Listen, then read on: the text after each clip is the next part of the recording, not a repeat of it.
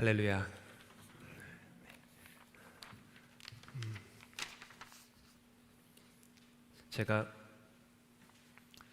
저는 좀 사춘기를 빨리 겪었습니다. 보기와는 다르게 좀 못된 성격이 좀 어렸을 때 좀 있어가지고 반항기가 많았거든요. 그래서 좀 제 말로 이런 얘기 그렇지만 어렸을 때 또래보다 좀 성숙했습니다. 그래서 중학교 때부터 뭐 어렵다는 철학책들, 죽음이란 무엇인가, 뭐 그런 것들 있지 않습니까? 삶이란 무엇인가, 그런 거 되게 많이 탐독했어요. 그러다 보니까 이제 교회도 뭐 부모에 대한 관계도 세상에 대해서도 좀 뭔가 적대감이 많아서 주일학교를 잘 다니다가 중학교 시절 내내 교회를 다니지 않았습니다. 제가 잠실에 살았는데 매주일마다 교회 안 나가는 저를 위해서 찾아오신 중고등부 교사분이 계셨어요. 근데 제가 얼마나 못됐는지 매주일마다 찾아왔는데 방문을 열어드리지 않았습니다. 가시라고, 교회 안 간다고. 못됐죠. 어떻게 그럽니까? 지금 생각해도 그런데, 그래서 주님이 목사 만드신 것 같은데 회개하라고 그랬어요. 근데 여러 가지 이유 중에 하나가 교회를 안 나간 이유가, 제가 또 목사가 돼서 이렇게 여러분 앞에 서 있지만 부끄러움이 되게 많습니다.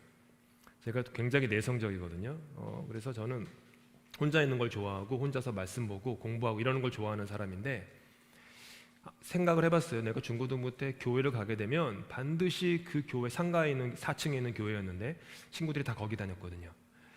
분명히 새로 왔다고 일으켜 세우고 그 다음에 앞으로 와서 인사를 시킬 것 같은 거예요. 생각을 해봤는데 죽기보다 싫은 거예요. 그 광경에 처한 저의 모습을. 그래가지고 3년 동안 교회 안 다녔습니다. 일어나지 않으셔도 괜찮습니다. 다 이해합니다. 정말 괜찮아요. 저는 더 심했으니까 제 이름 올라오는 것도 너무 싫었고, 제 이름이 불리는 것 자체 싫어했으니까.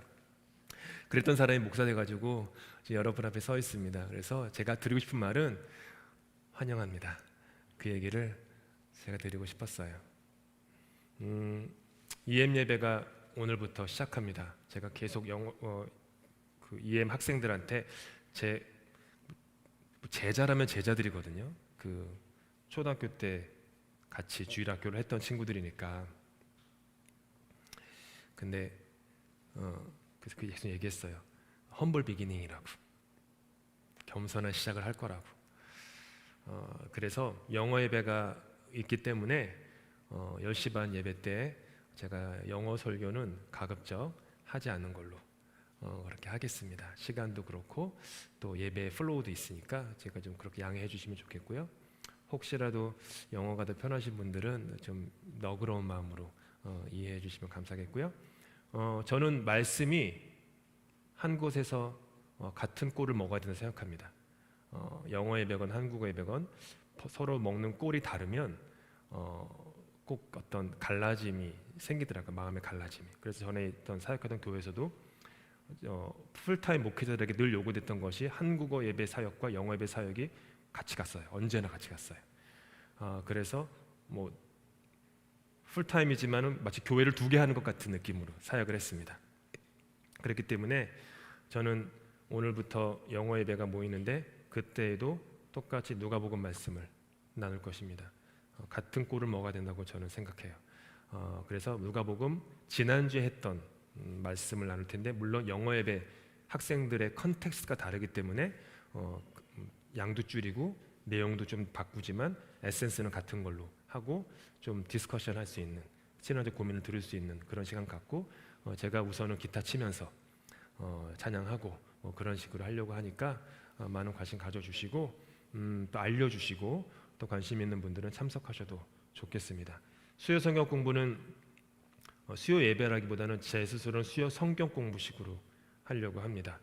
그래서 뭐 와이트보드도 갖다 놓고 좀 쓰면서 설명을 좀 해드리니까 제가 또 찬양 인도하고 앞부분에 찬양 한 3-4곡 정도 같이 하고 또 말씀을 볼 텐데요. 창세기 보도록 하겠습니다.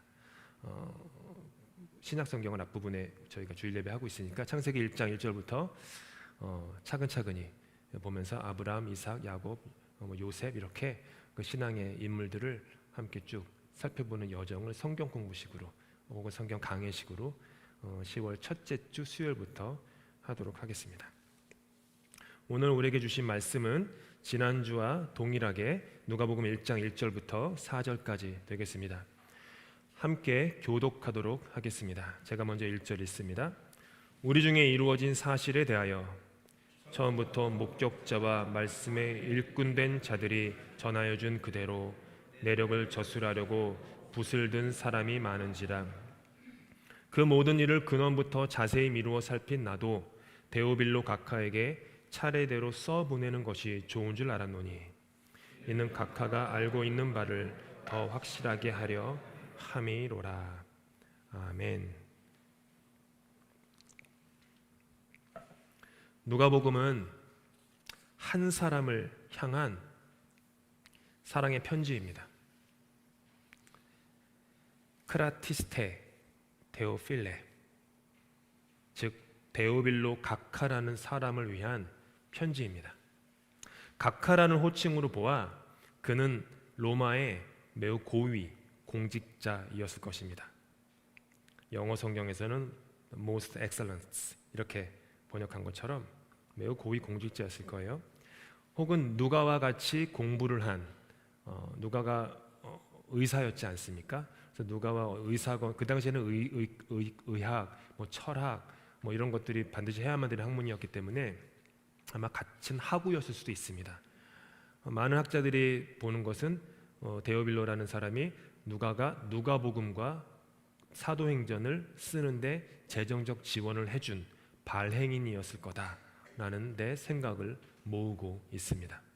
당시의 글은 파피루스 두루마리에 기록되었어요. 종이가 없었지 않습니까? 파피루스 두루마리에 기록되었는데 파피루스는 통상 10.5m에서 12m 정도의 길이로 쭉 펼치면 보관했다고 합니다. 그렇게 계산해 보면은 누가복음의 길이는 약 10.5m, 사도행전의 길이는 9.7m 정도가 되는 두루마리였어요.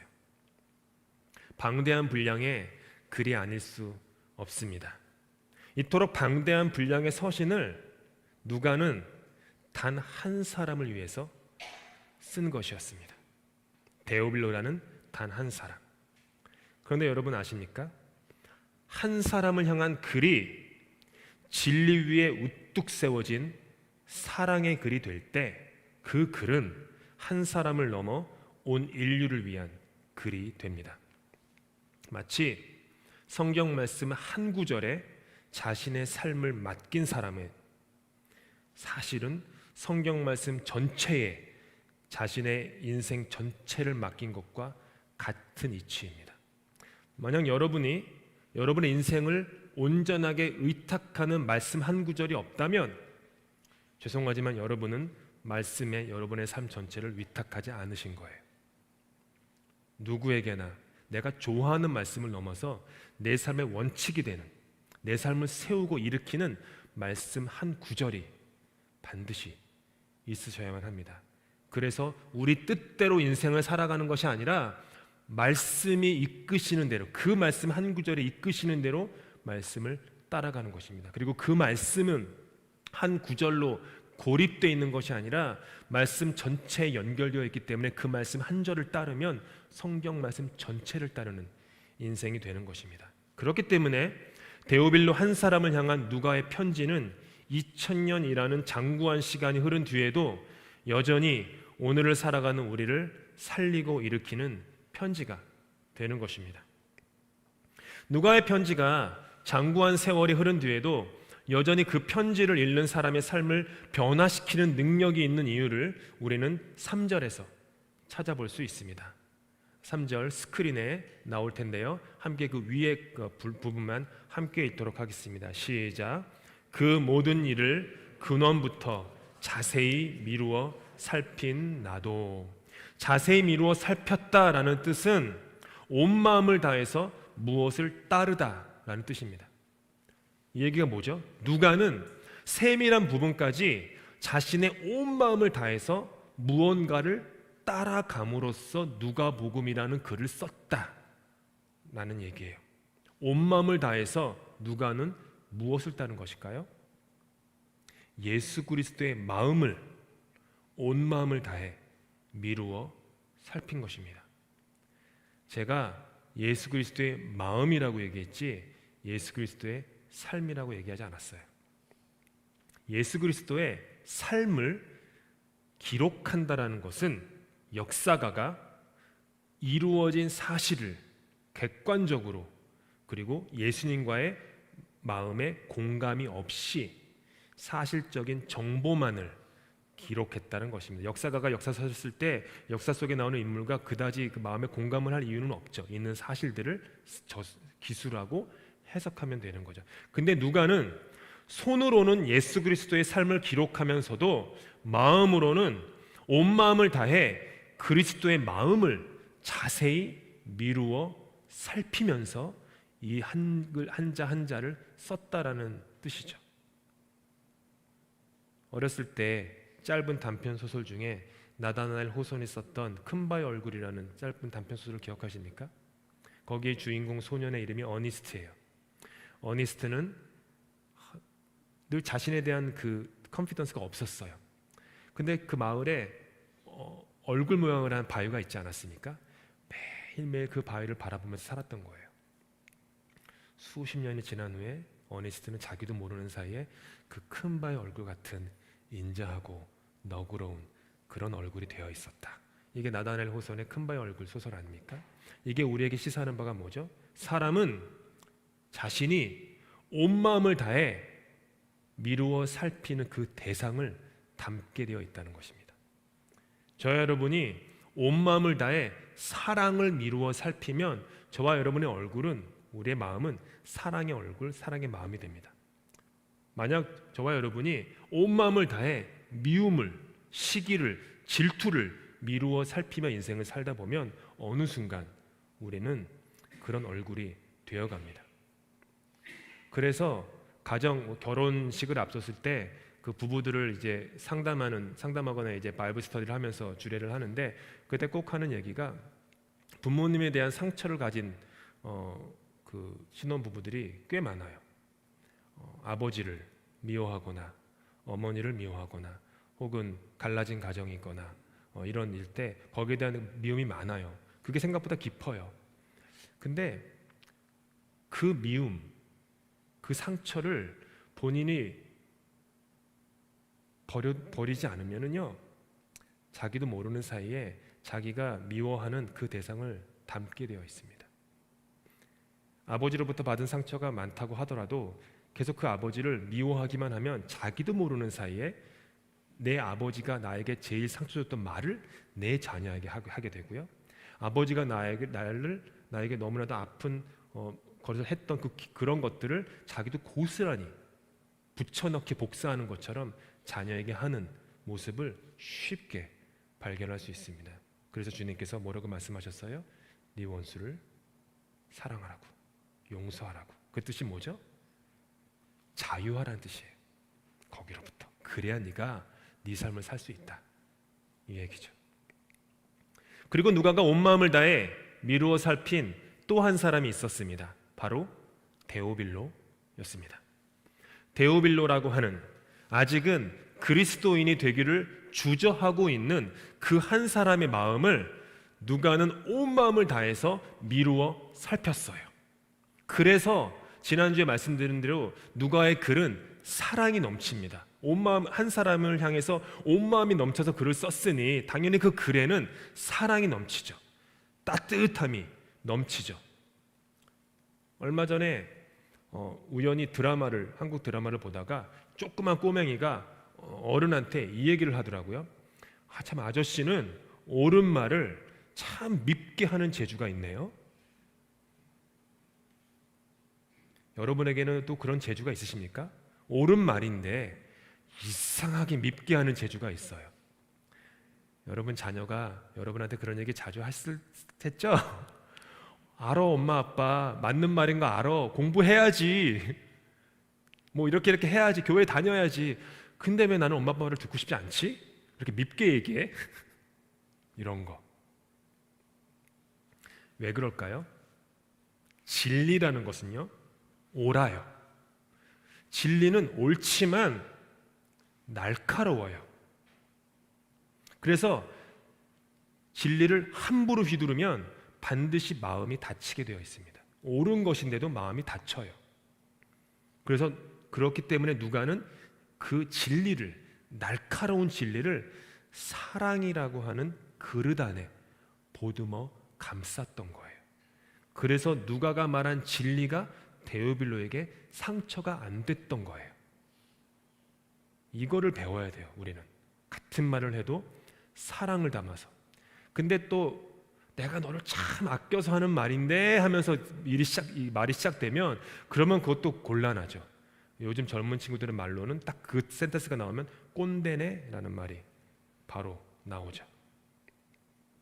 사랑에 온 마음을 다해 누가는 예수님과 데오빌로의 마음을 미루어 살폈기 때문에 그의 글에는 오늘도 저와 여러분을 살리고 일으키는 생명의 능력이 있는 것입니다. 그리고 지난주에 자세히 묵상했던 것처럼 누가는 그 한 사람을 향해, 두 번째 스크린인데요, 우리 중에 이루어진 사실에 대해서 썼습니다. 우리 중에 이루어진 사실, 이게 헬라어로 톤, 페플레로, 포레메라는 뜻인데 충만함을 뜻하는 플레레스와 가져오다의 뜻을 가진 페로의 합성어예요. 즉 뭐죠? 누가는 그저 시 공간 속에서 발생한 사건을 글로 적어 보냈던 것이 아닙니다. 누가는 자신의 삶을 가득 채운 사건, 어그러진 세상과 그 세상 속에서 신음하는 사람들의 삶을 충만하게 채운 그리스도의 삶을, 그리스도의 사건을 글로 적어 보낸 거예요. 누가는 그리스도의 삶이 충만하게 흘러넘치는 감격과 감사로 글을 썼던 거죠. 또한 누가는요, 데오빌로라는 한 사람의 존재가 자신의 마음을 충만하게 가득 채운 그 사랑과, 그 사람을 향한 사랑과 섬김으로 글을 썼습니다.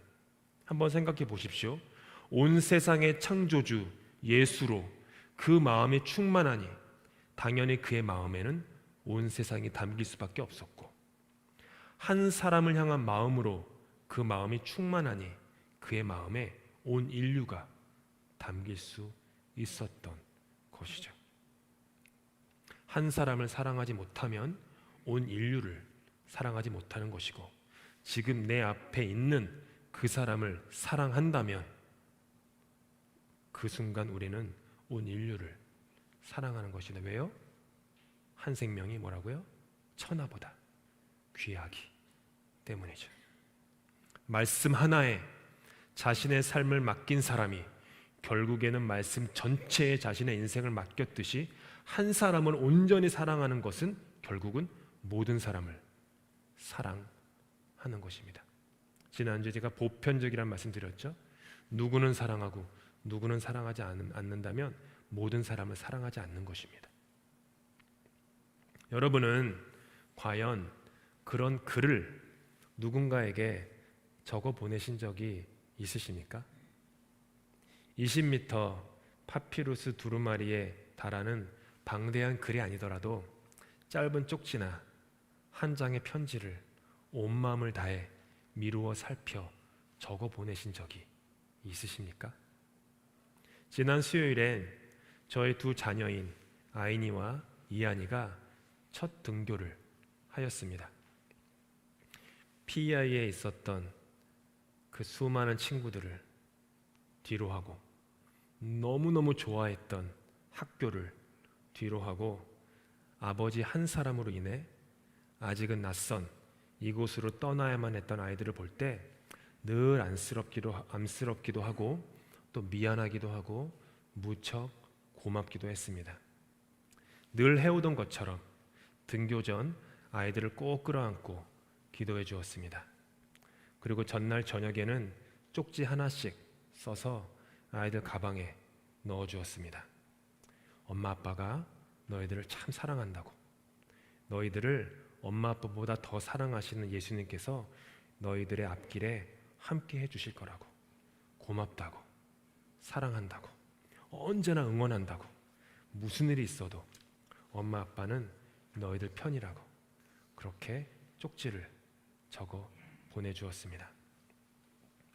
10년 전쯤 만년필을 사용하시는 분들은 아시겠지만 워러맨이라고 하는 만년필이 있어요. 10년 전쯤 워러맨이라고 하는 만년필을 선물로 받았습니다.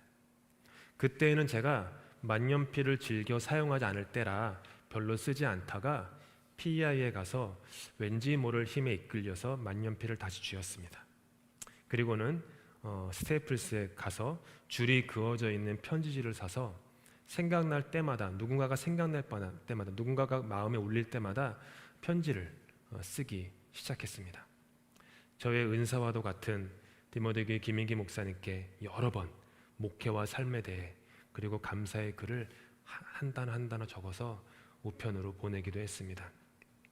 제가 신학하기 전 토론토 대학교 다닐 때 젊은 시절에 학교 1년을 휴학하고 한국에 들어가서 코스타 국제본부의 첫 번째 대표 간사로 사역을 하면서 전 세계 코스타들을 섬기는 일을 했었는데, 그때 저에게 새로운 세상을 열어주시고 어찌 보면 목회자가 되는데 동기부여를 해주신 푸른나무교회, 한국에 있는 푸른나무교회 곽수강 목사님, 그리고 곽수강 목사님의 와이프 되시는 찬양사역자 송정미 사모님 누나에게도 이렇게 편지를 정성스럽게 적어 보내기도 했습니다. 때로는 갑작스럽게 남편과 사별하신 이전 교회 권사님들의 소식을 들었을 때에는 이렇게 마음이 좀 아려서 돌아가신 장로님, 돌아가신 집사님들을 나름대로 추억하며 편지를 써서 보냈습니다. 물론 매일 아침 제 묵상 노트에도 한 장씩 말씀 묵상을 꾹꾹 한 단어 한 단어 눌러 썼습니다. 마음을 미루어 살핀 글은 화려한 문장이 아니어도 사람을 살리고 일으킵니다.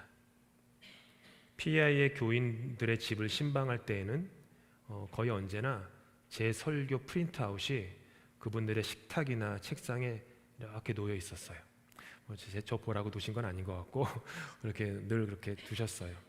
귀가 안 좋으신 분들을 위해서, 그리고 주중에도 말씀과 늘 동행하시라고 매주 설교문을 제가 설교문을 요약본이 아니라 단어, 제가 설교하는 그 단어 스크립트를 전부 다 이렇게 해서 보내드려서 양로원에도 나눠주시고 이것저것 전도용으로 많이 쓰시고, 그래서 제 설교가 그 지역사회에 많이 읽혔습니다. 대단한 글은 아니죠. 아마 모르긴 몰라도 영어 문법적으로도 많이 틀렸을 거고 세련된 영어 문장도 아니었을 거예요. 사도행전 1장부터 끝장까지 쭉 했던 건데 이렇게 빼곡히 쌓아두신 분들도 계시는데, 스크랩을 하신 분들도 있는데, 대단한 글은 아니었지만 나름대로 그분들 한 분 한 분 생각하면서 미루어 살핀 글이지 않습니까? 그래서 그분들을 보니까 그 글을 읽고 또 정성스럽게 모아두시더라고요. 보니까 교인들의 삶을 주님께서 살리시고 일으키시는 것을 보았습니다. 이곳 런던에 온 후에 PEI 교회 당회원들께서, 여러 당회원들께서 저한테 글을 써서 보내주시기도 하셨습니다. 몇 가지 그냥 제가 번역해서 읽어드리면 이런 글을 쓰셨어요. 좋은 아침이에요 목사님. 제 짧은 글이 목사님께 잘 닿기를, 그리고 새 집과 새 도시에서 잘 적응해 나가실 바래요. 목사님과 목사님의 가정을 매일매일 생각합니다. 그리고 매일 기도합니다. 목사님과 목사님의 가정이 우리와 함께 보낸 그 시간들, 그리고 목사님이 우리 인생에 대해서 가르쳐 주신 그 모든 가르침을 우리 하나님께 정말 감사드려요. 모두에게 안부를 전해주세요. 목사님의 새 교회에도 큰 축복을 빕니다. 그리고 그곳의 교인들께서 어떤 보석을 가지게 되었는지 아실 수 있기를 바라고요. 다른 분은 또 이렇게 글을 보내주셨어요. 사역 시작하는 첫 주가 될 때, 목사님, 이번 주 새로 사역을 시작하시는 목사님을 일주일 내내 생각하며 기도하고 또 기도했어요. 목사님을 위해 기도하고 있다는 것을 절대 잊지 말아주세요. 목사님을 맞이한 그 교회는 정말 큰 축복을 받은 거예요. 목사님과 사모님, 아이니 이한이에게 사랑과 포옹을 전합니다. 그분들의 마음을, 제 마음이잖아요. 그분들이 제 마음을 미루어 살핀 이런 사랑의 글은 저란 사람의 생명을 살리고 일으킵니다. 작고하신 아버지께서 살아생전 아직 교회를 다니시기 전에, 그리고 교회를 다니는 저와 제 동생과 어머니를 상당히 핍박하실 때에 쓰셨던 어느 하루의 일기를 여러분과 마지막으로 나누려고 합니다. 아버지의 일기를 단어 하나도 안 바꾸고 그대로 제가 읽습니다. 서기 1983년 2월 22일 화요일. 오늘은 온몸에 소름이 끼치는 날이다. 나의 사랑하는 두 아들 동휘와 영환이가 동네 아파트 상가 건물 목욕탕에서 목욕을 하다가 화재가 났다. 3층 출입문 바로 앞에 있는 세탁소에서 LPG 가스통이 터져서 목욕탕 입구가 온통 불바다가 되어서 탕내로 불길이 침입하였다 한다. 나와 집사람은 출근을 하고 난 후기 때문에 아이들 둘만 목욕탕에 들어갔던 것이다. 목욕탕 안은 불길과 연기로 순식간에 수라장이 되었다 한다. 많은 인명피해가 있었다. 여탕 내에는 많은 여자들이 있었기 때문에 유리창문을 깨고 탈출하는 여인들이 나체바람으로 나오다가 큰 상처를 입는 아낙네가 많았다. 어떤 이는 뛰어내리다 뇌진탕을 입고 병원으로 옮겼으나 다음날 사망하였다고 한다. 마침 상가이기 때문에 인근 주민들이 사다리를 준비해서 구조에 나섰다. 그리고 우리 아이들이 있었던 남탕에는 다행히 사람이 대소인 합해 10여 명 정도밖에 없었던 모양이다. 연기가 안으로 들어와 질식을 할 것 같았으나 우리 아이들은 모두가 침착성을 잃지 않고 위쪽에 있는 탈의실 상단의 유리창문을 열고 로프줄을 타고 내려오게 되었다. 추운 겨울이라서 줄이 물기만 묻으면 꽁꽁 얼어 매우 미끄러웠다고 한다. 어른 5명이 먼저 내려오고 다음 우리 아이인 큰애 동이가 먼저 내려왔다. 내려오는 도중에 줄이 미끄러워 하마터면 놓칠 뻔했다고 한다. 정말 아찔한 순간이어서 밑에서 구경하고 있던 사람들은 주의하라고 아우성을 쳤다고 한다. 이윽고 막내 영환이가 줄을 타고 내려오기 시작했다. 창문에서는 연기가 나오고 있어 숨이 막혀 죽을 지경이었다고 한다. 형이 먼저 내려오는 것을 보고 아마 자신감이 생겼던 모양이다. 나중에 퇴근해서 안 사실이지만 아이들은 옷을 주워들고 발가벗은 채로 집에 왔다는 것이다. 괄호 열고 집이 50m 거리에 있었기 때문 괄호 닫고. 그리고 둘은 무릎을 꿇고 하나님께 구원의 감사 기도를 두 손 모아 드렸다고 한다. 우리 아이들은 평소에 교회 생활에 열심이었다. 아마 하나님께서 보살펴 주신 은혜로 이러한 위험에서 당황하지도 않고 침착성을 가질 수 있었던 것 같다. 우리 애들은 모두가 국민학교에 다니고 있으며 만약 어떻게 되었다면 생각만 하면 온몸이 오싹해 온다. 나와 집사람이 퇴근해서 이 사실을 알고 우선 하나님께 감사기도 드렸으며 우리 애들의 위급을 아무 상처 없이 구원해 주신 하나님의 은혜에 다시 한번 감사드리며 감사의 눈물을 흘렸다. 정말 감사합니다. 아멘.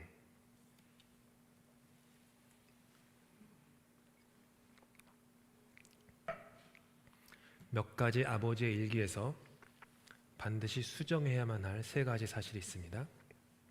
첫째는 세탁소는 3층이었지만 목욕탕은 4층이었다라는 것과 동네 사람이 올린 로프가 아니라 소방서에서 사용하는 물 뿌리는 호스였다는 것. 마지막으로 저와 동생이 발가벗지는 않고 팬티 한 장은 걸치고 집에 왔다라는 사실입니다. 경북 경산 출신인 아버지는 전형적인 경상도 아버지들이 그렇듯이 저에게 따뜻한 말 한마디 평생 하지 못하셨던 분입니다. 아무리 기억을 더듬어도 아버지로부터 사랑한다라는 말을 들어보지 못했습니다. 사춘기를 지나면서는 아버지와 사이가 많이 왜 이렇게 우세요? 앞에서 너무 우시네. 사춘기를 지나면서 아버지와 사이가 많이 틀어지기도 했습니다.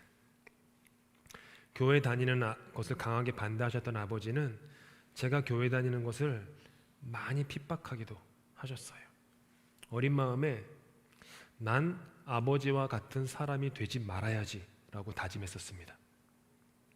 서울시청 공무원이셨던 아버지로 인해서 앞으로 내가 큰 다음에 절대로 공무원은 되지 말아야지 라는 다짐까지 했었습니다.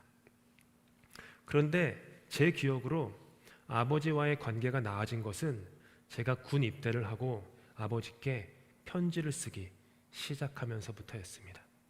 제 스스로 천천히 글을 쓰다 보니까 겉모습에 가려진 저를 향한 아버지의 마음을 어렴풋이나마 느낄 수 있었습니다. 그리고 말로 하면은 결코 못했을 간지러운 그 말, 사랑해요 아버지, 그 말을 글로 적어보내기 시작했습니다. 그때부터 아버지랑 사이가 좋아졌어요. 그리고 몰랐는데 아주 오랜 시간이 지나서야 읽게 된 아버지 유품에 있는 그 일기장을 읽게 되면 아버지 그 일기장을 보면서 사실은 매우 오래전부터 아버지는 아버지의 방식으로 온 마음을 다해 제 마음을 미루어 살피시며 저를 사랑하고 계셨구나 라는 것을 깨닫게 되었습니다. 이미 작고하신 지 10년이 되어가지만 아버지가 남겨놓으신 글은 지금도 당신의 아들을 살리고 일으키는 생명의 글이 됩니다. 여러분은 어떠세요? 이번 주 그리고 앞으로 누군가의 마음을 미루어 살피시며 어눌하고 서툴지라도 사랑의 마음을 한번 글로 담아 전해보시지 않겠습니까? 쪽지도 괜찮습니다. 편지도 괜찮습니다. 이메일도 카톡도 괜찮습니다. 국제 우편으로 좀 오래 걸려도 한국에 보내셔도 괜찮습니다. 한번 용기 내서 사랑한다고 말해보지 않으시겠습니까? 한번 용기 내서 그때 내가 참 미안했다고 용서를 구해보지 않으시겠습니까? 한번 용기 내서 정말 고맙다고 마음을 전해보지 않으시겠습니까? 진심 어린 사랑을 담아서 말입니다. 말씀을 마치며 우리가 기억해야 할 중요한 한 가지가 있습니다. 우리 구주 예수님께서는 단 한 줄의 글도 직접 남기시지 않았다라는 것입니다. 하지만 주님께서는 자신의 삶 전부를 우리를 향한 생명의 편지로 남겨두셨습니다.